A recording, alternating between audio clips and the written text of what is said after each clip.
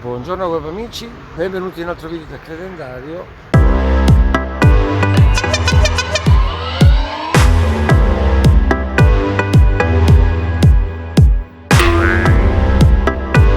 Oggi sono a Campovolo, prima esperienza, un po' di paura, sì e no.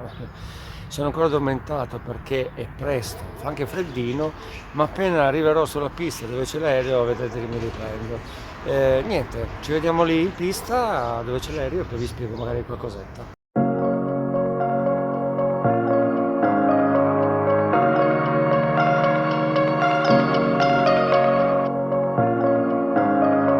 Pronto a partire con l'ultraleggero, l'italiano della Tecna. Andiamo a bordo, vediamo un po' di comandi e si vola. Allora, motore Rotax, Boxer, 100 cavalli, quindi vediamo un lato dell'aereo. E di qui l'altro lato.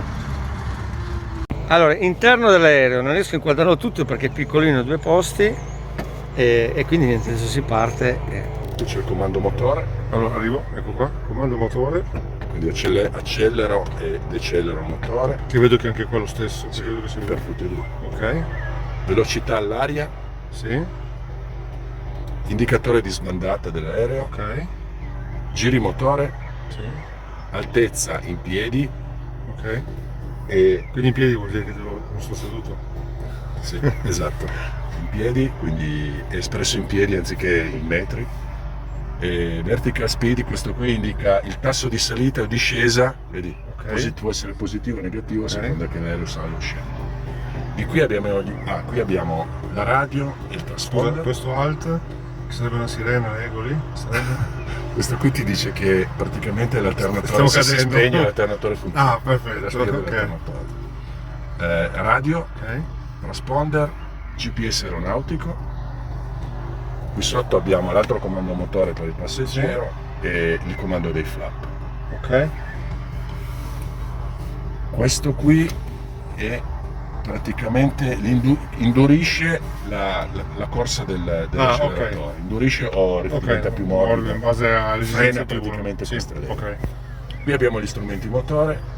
Quindi qua abbiamo allora. Questo è l'indicatore del flap, okay, la posizione dei flap. Sì. La tensione della batteria, okay, la temperatura della testa dei cilindri, sì, la temperatura dell'olio e la pressione dell'olio. Okay. Qui sotto abbiamo i due serbatoi alari, destra e sinistra, okay, e qui sotto abbiamo la pressione del carburante. Ok. E queste cose qua? Quello lì serve per un avviso, un segnalatore di emergenza che è messo posteriormente, quello lì attiva questo segnalatore di emergenza in caso di crash, ma oggi non lo usiamo. Okay.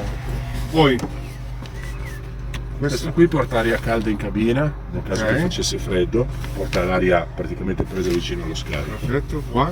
Questa è l'Avionic Master e tutta l'elettronica, l'alimentazione a tutti gli strumenti. Sì. Qua ci sono gli strobe light, quindi la stroboscopica in punta alare. Okay. Qui abbiamo la luce di atterraggio, sì, e qui abbiamo le luci di navigazione verdi, okay, e rosse. Okay. Mentre dall'altra parte di qui sotto abbiamo la chiave. Dall'altra parte abbiamo tipo l'avviamento del motore, la pompa elettrica del carburante, sì, vedi che la pressione sale. Ce lo vediamo qui sotto. E poi abbiamo i due magneti, quindi i due magneti, okay, che accende e spegne il motore. Quello lì, esatto. E poi abbiamo qui l'aria. Ah, l'aria, ok, perfetto. Poi abbiamo allora due pedali sia di qua, ovviamente di là perché nei comandi doppi. I pedali non si vede, ci sono i freni. Ecco, su quella punta mi sembra. Ok. Poi abbiamo, come si chiama la cloche? Come si chiama la cloche? Guarda il comando. Ovviamente sono due, ma sono, vedete, e questi pulsantini sopra? Questi pulsantini sopra sono i trim, servono a trimmare in veccheggio l'aereo. Okay. E poi qua abbiamo l'entrata dell'aria esterna, quindi poi abbiamo ancora questo che è il paracadute d'emergenza. Ah, quella leva da non tirare se non in emergenza. Ok.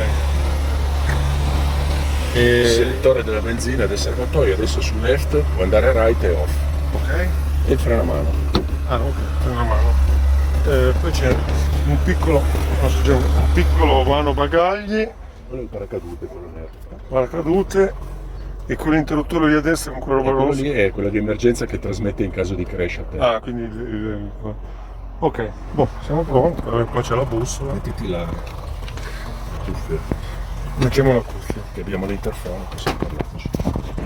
Poi abbiamo anche una presa 12 volt come l'auto, e quello che vedete qua comunque sono tutti i fusibili. Cuffia con microfono, ok, collegata per parlare con il pilota, e un due posti, come vedete è difficile inquadrare, però in due posti, uno a fianco all'altro, non uno dietro l'altro. C'è anche la possibilità di parlare con le cuffie tipo macchina da rally, con un tastino qui che adesso magari si vede poco, per poter parlare direttamente con la torre di controllo.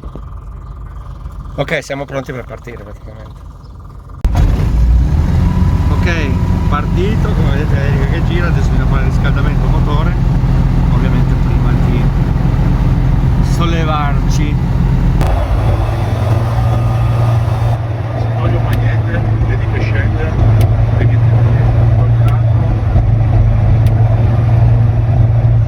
questo garantisce che mettendo a massimo un magnete ci sia la lubrificazione. Ok. Prova che bisogna sempre fare.